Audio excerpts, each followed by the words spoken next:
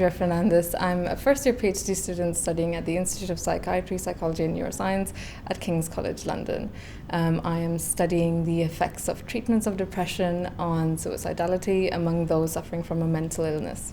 So my PhD is looking at how treatments of depression will affect the outcome of suicidality. And this could be completed suicides, suicide attempts, suicide ideation, or just your general risk of suicide. The reason why this is important is because suicide is one of the world's most leading causes of death. Among young people, it's one of the highest. Among adults, it's about the 10th leading cause of death. Depression is one of the single most important risk factor for suicide. Treating depression may mean reducing suicide. The impact of my research will hopefully be to improve people who are suffering from depression and any other mental illness, to improve their suicidal symptoms. We're hoping that we can improve clinical treatments to capture their suicidal behaviour and address it. The data that I'm using is sourced from a clinical register. We have anonymized this register, created it into a research database, and we're now using that to do our research.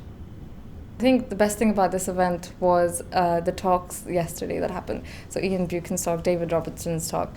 It put my PhD in a perspective. So I'm doing this PhD because I'm interested in depression and suicide. I was questioning whether I'm the right candidate for this PhD given that I have no informatics experience. And the talks yesterday, especially by Professor David Robertson, it reassured me that I am a good candidate. I do have the ability to learn, and this is what the Farr is about, that it's about building a capacity, and this PhD has somehow placed me in a good position to help them with building capacity. After my PhD, I'd like to get involved in clinical trials, but in developing countries. At the moment, doing my PhD means just gaining skills, getting research skills, but really I'd like to move to a developing country and help them develop more translational clinical trials that aid people living in the community.